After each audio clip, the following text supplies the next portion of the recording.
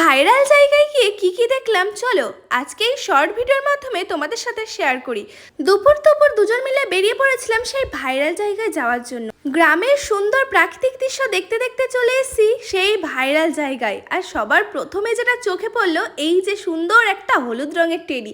এই ভাইরাল জায়গাটার নাম না বলাতেই তোমরা অলরেডি বুঝেই গিয়েছো এটা কোন জায়গা। তবুও একবার বলে দিই, এটাই হচ্ছে সেই ভাইরাল তালতলা, যেখানে এসে মানুষ ভিডিও করলেই নাকি ভাইরাল হয়ে যায়। আজকে আমরা দুপুর চলে এসেছি, তাই এখন একটু হালকাই রয়েছে। আর এখানে দেখো টেডি নাচ করছে।